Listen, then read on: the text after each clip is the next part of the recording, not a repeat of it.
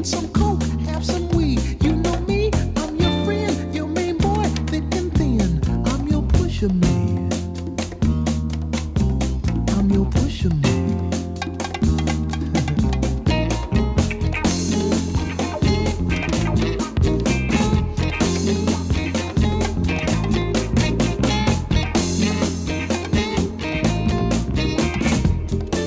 Overwhelming majority of black people, African and African Caribbean people, are law-abiding citizens. And yes, we may slip at times, but so does everyone else.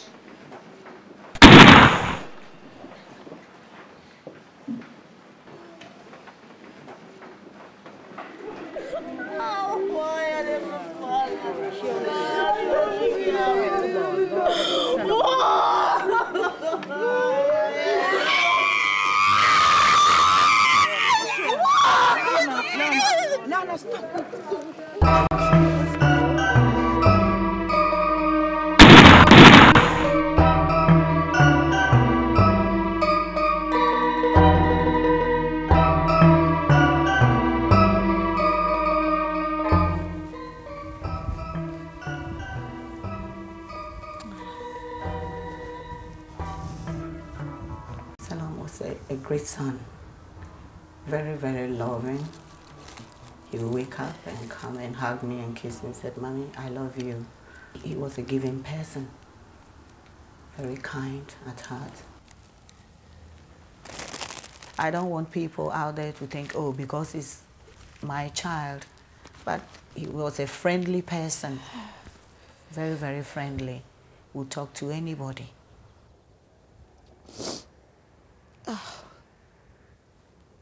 At 2 a.m., the phone went. My daughter came and said, "Mommy, I've got something to tell you. Don't panic, but Selim has been shot." My son was shot from the back, and it was only one bullet, one shot that killed him. When it happened, I questioned myself a lot. Where did I go wrong? Did I do something wrong? I can't think of anything I did wrong. I did what a mother could do. I've lost people around me, relatives, but nothing at all compared to a loss of a child. I don't know how to explain it, but it's like somebody put their hand in your chest and rip your heart out. It's so hard, it's so painful that I wouldn't know how to describe it to you unless you've been through it. 7 of his friends were there.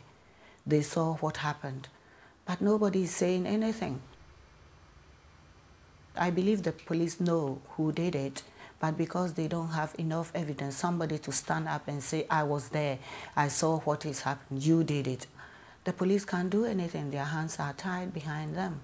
And the police have to do more to go to the roots of what is actually happening out there. Instead of the media picking it up and saying another black person has been shot, is drug related. I think it's not fair on our young children.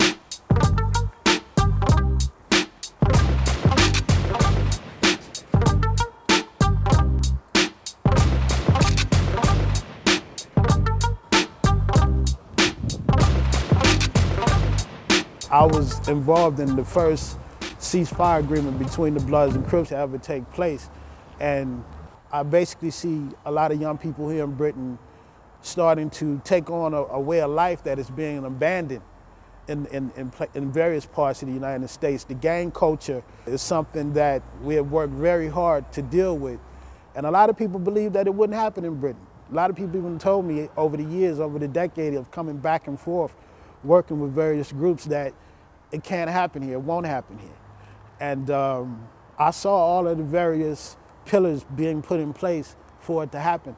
I saw the economic deprivation, I saw the breakdown of the families, I saw that young people in the schools were feared by their teachers, and in some cases, the educational curriculum was very racist and not open to different ideologies and different human experiences to allow young people from various cultural backgrounds to feel appreciated and feel like they have a place in Britain and as a part of the culture. I saw all of these things start to develop.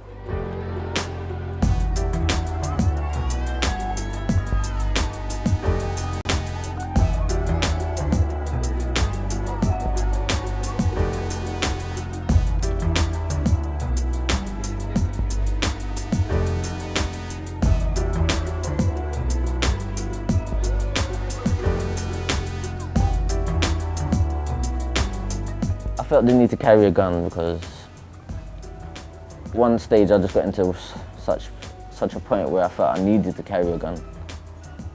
I live in a block of flats, and downstairs there's a security door, but sometimes like anyone could just walk in the security door, and sometimes there'll be like 2 or 3 boys waiting at the top of the stairs for me outside my own door, like looking to do me something, you get me? And I'm thinking, no, what's going on? Like, can't be doing this here outside my mum's yard. I didn't know what to do. I felt I was stuck. I felt I was in such a hole. I didn't know what directions to take because no one's going to help me, really. No one's going to stick their neck out for me. You know what I mean? I don't have no older brothers, nothing. He did voice his concerns a few times why he needed to get away from here. It's because there was so-called gangs after him, or boys, I'm not sure.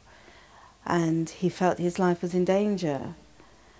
And that, to me, I couldn't believe that, you know. It was like, this can't be happening. In this day and age, my son, there's boys after him. For what reason? There's no apparent reason for all of it. When I got threatened with a gun, that's when I decided this is it. Like, it's all long. It's either I'm going to deal with it like, and get rid of the person that's threatening me, or I'm just going to just let it die off, innit? And just move off. We were trapped. You know, I wasn't working. There was limited things I could do because I couldn't get a mortgage to move out, couldn't get a transfer. And so he built up an animosity towards the area and where we live. And he turned it into anger, I think. You know, but my fears now, I don't know if I really have fears. I worry about him a lot because he's out there on the streets. I don't know where he is. The only way he contacts me is through a phone box now and again. And that's it. And it's disturbing to know that I have my son, my firstborn, out there, and I don't know where he is. There's not a lot of options out there, is there? If I want to do this, I can't really do it. Like, if I want to do that, everything's expensive out here. Serious, like, London is expensive. And we just feel like trapped.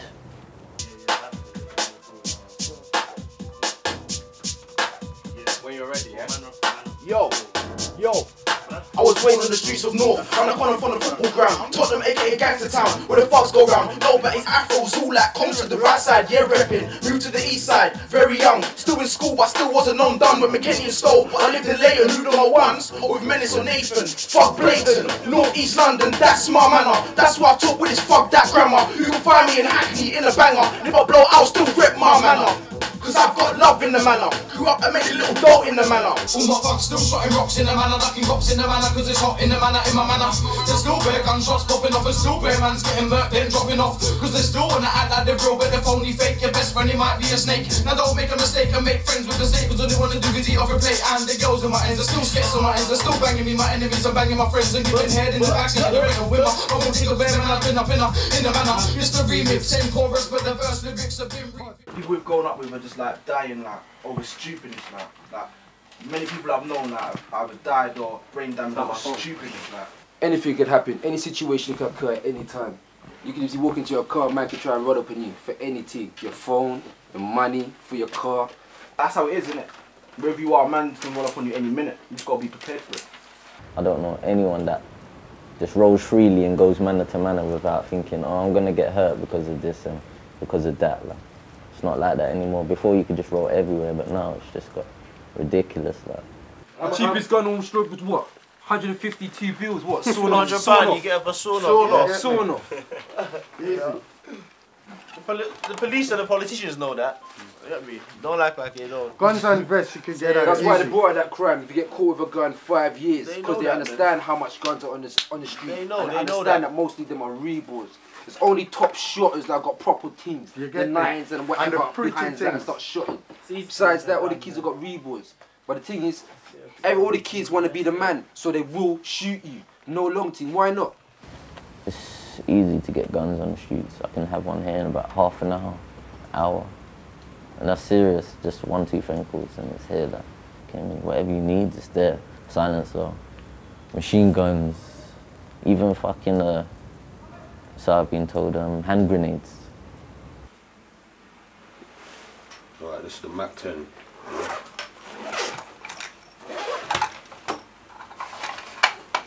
Takes 9mm shells, 9 bits. This is the clip for it. Push that clip back there. There's a silencer right there for it. Screw that on. Cock it back, take it off safety, and it's ready to fire. What other arms do you sell? 3/8s, 9s, anything. How young is the youngest person you've sold a gun to? Probably about 15, 14. Knowing that so much man names have been killed on the street, don't you feel any sense of responsibility knowing that like you're arming people them on the street and these guns might be used for murders and stuff like that? No, I don't.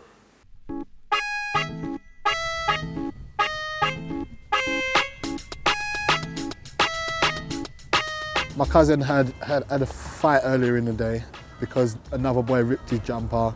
He started ratting with the boy, he had a fight or whatever, and he thought that was it. He obviously went away, left it, thinking that, nothing's gonna happen. It's all silly what happened.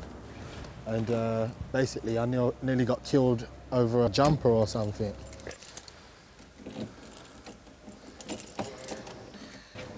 Basically when I came in here that night, there was like 30 boys standing up on the balcony, like a whole load of them.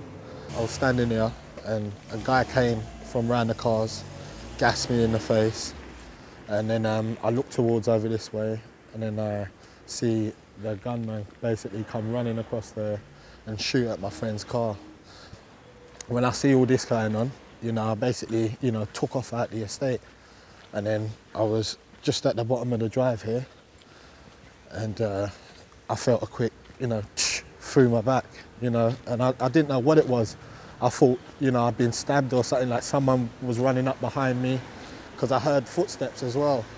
So when I got to about, say, at this bollard, I just felt, and I was looking at my hand, I was losing a bit of blood, and then I came to like in the middle of the road, and like basically I was like on all fours like that, like crouched down in a crouch position. So it was like, I was thinking to myself, am I gonna die here? I was in hospital for about a month and a half. The doctors was working on me for quite a while.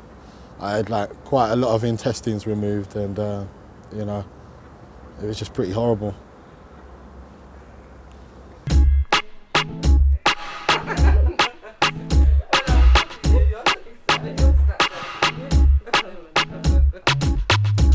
We was all in Trocadero, all just standing up by the escalators. The next thing I knew, there was an argument between two black boys and some girl, and then it looked like the boy was being punched, and then I see him fall to the floor, and then they were stabbing him, and punched him again. He must have been stabbed about 4 times, and then everyone ran off, and the boy was dead, and that was it. He was only 17, and it was just a stupid argument really, over nothing, and he died, and that was it. Everybody was there, and no one would talk to the police or nothing. And then like the next day, I think for the next week, the police were there every day, and they were just like grabbing older people and saying, was you here on this day? They're only going to be with you while you're giving them the information. When that man's maybe coming back, yeah, because they're maybe not understanding the seriousness of what's happening, yeah. Fair enough, there's Operation Trident, but you go to Trident and say that you've seen this crime, yeah. Now, when Trident have gone, after taking your statement, yeah, the witness protection system in this country isn't that much enforced that they can safeguard you and your family. Because the thing is, the problem doesn't just stem from the actual man that got shot. There's his mother, his sister, his aunt, and blah, blah, blah. And if they can't actually get to the person that's actually maybe done the shooting, they will target your other family. So in a lot of cases, it's actually safer not to talk. Just all over London now, and even out of London, it's just getting terrible. Like ghettos, bare man just getting taken off road for silliness. When it comes to the street thing, England is behind, England is late. You get me? It's like England is late. Now, England is coming, soon England gonna be like America, probably Jamaica, Trinidad, all in place there. England is late. That's the beginning. England is like a virgin to gangster thing. You know? Definitely. And we're all good guys. Definitely. But I'm just saying it out there, everybody know it, man. You ain't have to ask me because you must know it wherever you come from around. There ain't nowhere in London that is cool. No one can say London is cool. If it's cool, it's because maybe it's in, but everywhere it's getting touched. It's like a virus. Yeah. Serious. It's all about choices. It's no, it's a virus, everybody gonna get it. It's all about who gonna survive it. That's all it is. And who gonna die.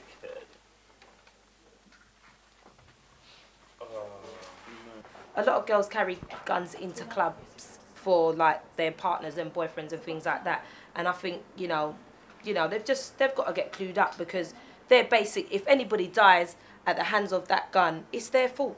I know somebody that did carry a gun for her boyfriend, and one time we was in the house, and I think I'd only seen a gun once before, and she put it in my hand, and her little boy was in the room, and I must have gone like that, like pointing it up, and must have touched the trigger thing, and she started screaming, don't put it, it's loaded. And I was like, you idiot, I didn't even know it was real. Like, I didn't know it was a real gun. I'm so sorry to cut you, but your stupid friend. Yeah, I know. Right now, I don't and know. Her child why is is that? That situation is so. Yeah. Do you know what I mean? No wonder they don't want to help us. Look what we're doing. And it's do you know what I mean? like Whether it's loaded or not, whether you know it's loaded or not, why is that in the face of your child?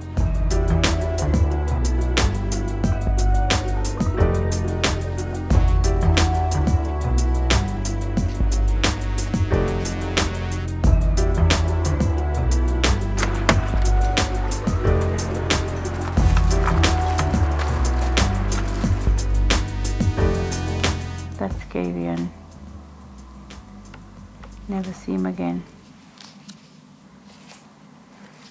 Oh dear. Kavian was killed in Stonebridge outside Potterton House, and he was shot 6 times. He had a shot in his knee, just above, I think it was his right foot, and that shattered the foot. And he had one in his back, because it looked like when he got the shot he was running. So he had one in his back, one up in his shoulder, he had one in his chest, and I think one in his side. In total it was 6.